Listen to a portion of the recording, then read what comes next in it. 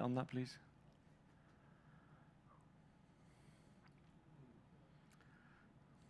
So all you need to do to start using this mixer is learn what these 4 buttons are. That's fine.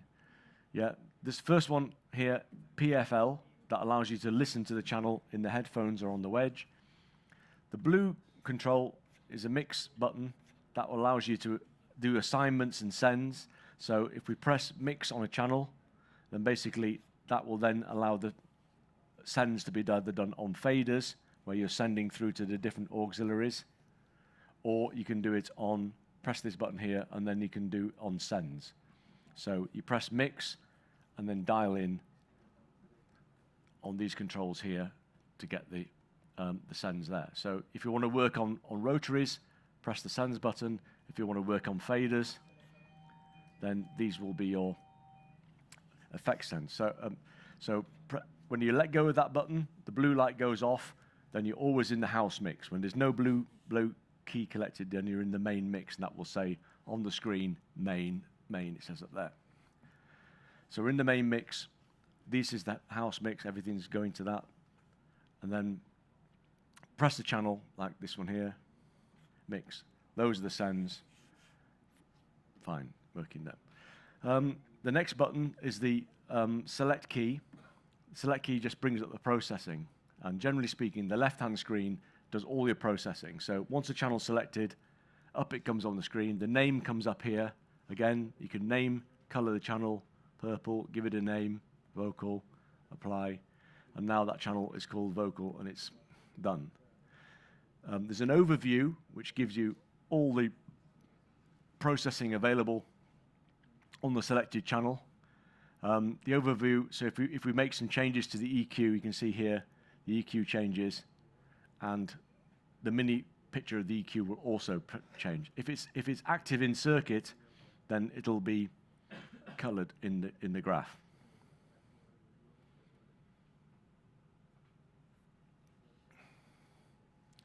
See there, pressing EQ in and out on this button lights up the graph. So this one is always following the EQ. So do these buttons here. They always follow the gain, the trim, which is in the channel path. So the analog gain is the socket where you're plugging in the mic. If you go to the preamp, it tells you which socket that one is. So if you look at this particular channel, say this kick drum, then this is mix rack socket number 1, which makes a lot of sense. There's the first channel. In you go. Then you've got the gain for that, which you can adjust here, or you can adjust it here. And that's different from trim. That's the actual mic pre. That may be going to 2 different inputs. It could be going to be shared with another console. That's the analog gain.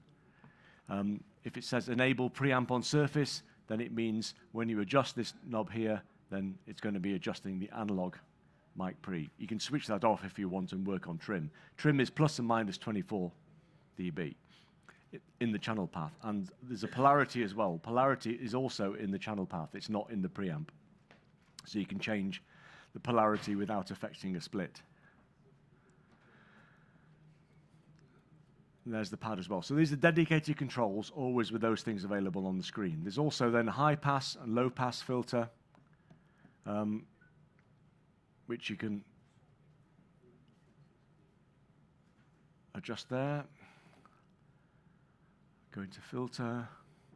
On the high pass, you actually have a slope which is adjustable as well. You can see you can do 12 dB, 18, 24 dB Butterworth, or an 18 dB Bessel filter. So you can actually choose quite a steep high pass filter there.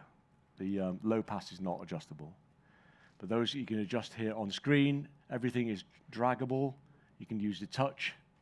You can hit the frequency and use the big knob here, or you can use the dedicated controls. So it's pretty obvious how to get to stuff. Again, if you're on the overview page and you see anything you want to adjust, just touch it, and up comes that section on the big screen. Then we come around the corner here to the EQ. We mentioned this before. The EQ is basically a 4-band EQ. You can see all the controls for that. You can adjust the high and low filters to be shelving and pass. this. If you want to reset anything at any time, if you've done too much stuff, or you want to copy it any time, just press copy, touch that area, that will get saved into clipboard and can be used on another channel. So if you go to another channel, we can just press paste, paste it in, we've copied and pasted EQ. If you want to reset anything at any time, just press that and that will reset and that will actually flatten off the EQ, put it back to a kind of nominal setting.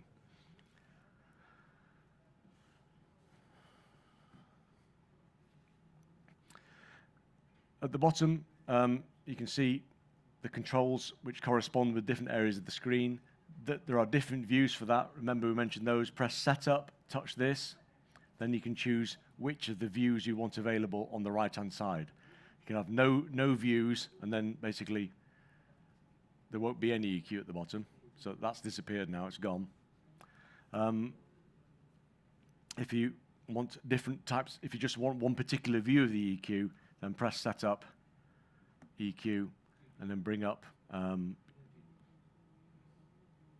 drag that across, close and apply. So now you have, it'll always be fixed with this type of graph here, floating on the bottom. So you can actually see exactly what you're doing here in frequencies. So if this is on a compressor or doing something else, the EQ is always there on the controls there. If you want further ones, you drag them in and then use the view button. So that area is customizable.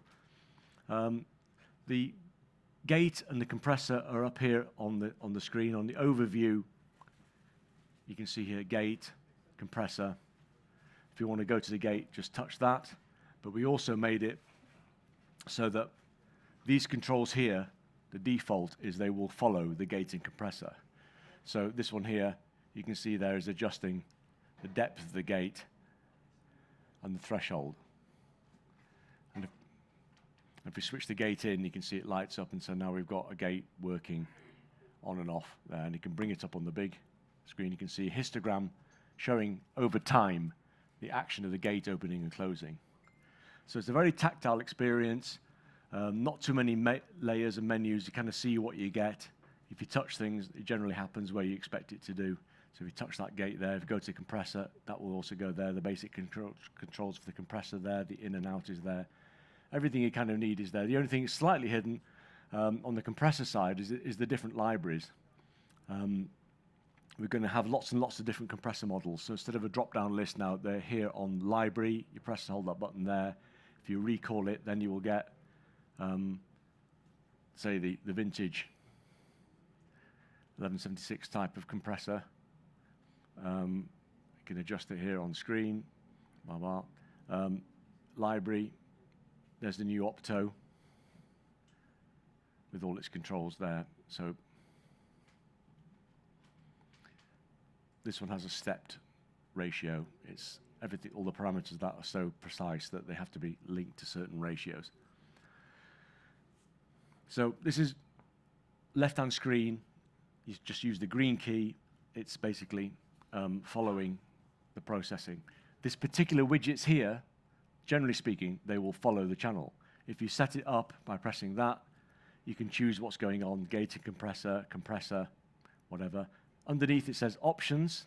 If we press the options button, you can follow select key, or you can press channel locked, and then you can choose an input. So if it's very, very important that you have that compressor always on channel 23 or whatever, lead vocal, then you can do that. You can set it to be a particular channel, and there you go, done. And then whatever happens, that channel will now be on input 23, it says up here.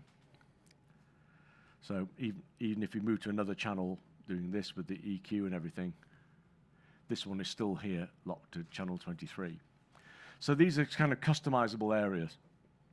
On the top are the tabs for the channel. So generally speaking, if we're on an input, then you've got your pre-EQ. You have now two insert points, insert A, insert B. You can assign those using the drop-down list. So the insert points can be analog or digital or multi-channel, Dante, waves, whatever. You can do that. Two lots of insert points. Once something's inserted, it lights up here, and then you can see the lights on, and you can insert it in and out.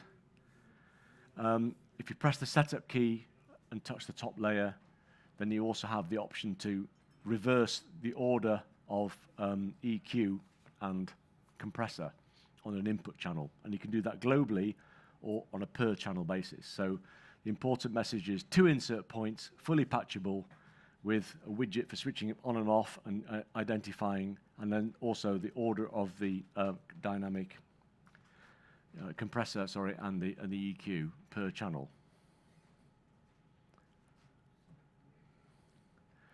Then you have pretty standard stuff, the delay points, which you can do, brings up all delays for a channel.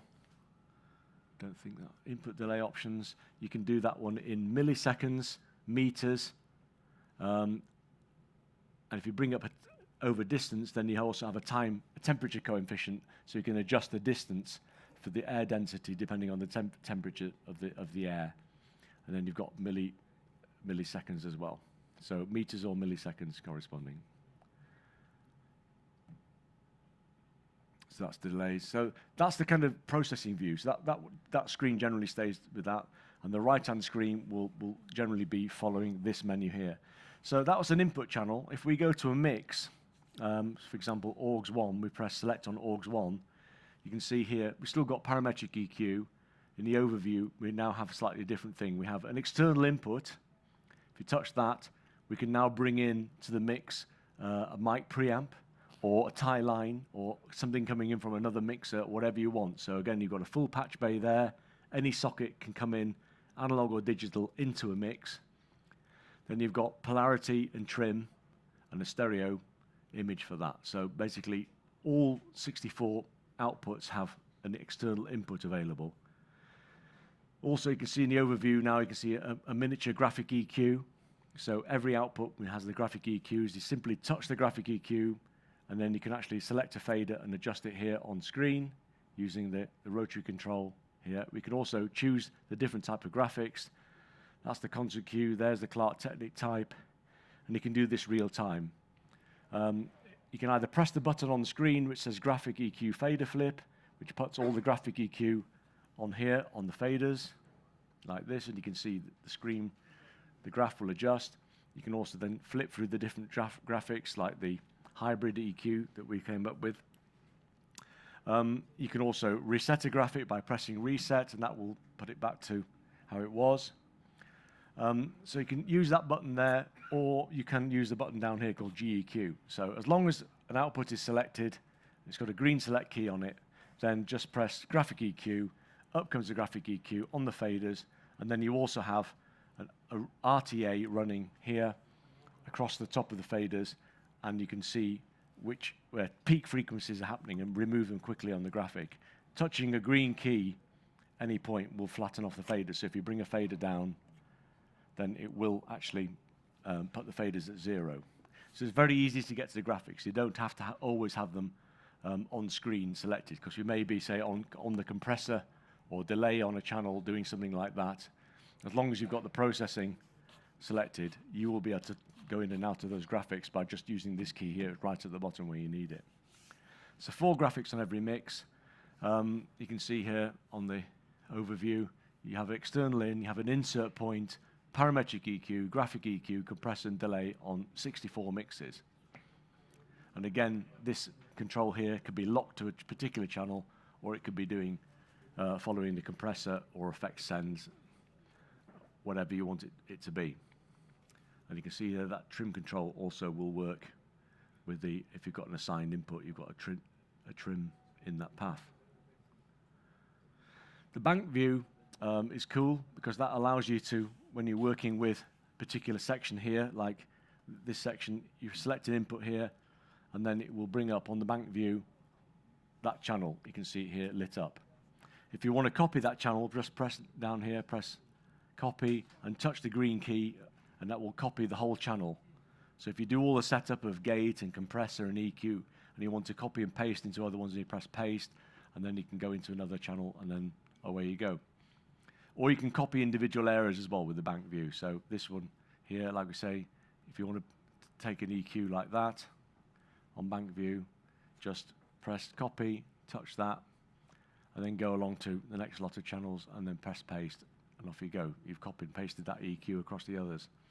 The listen function also does the same way. You press and hold listen. If it lights up yellow, then it allows you to actually listen to different areas of the signal path.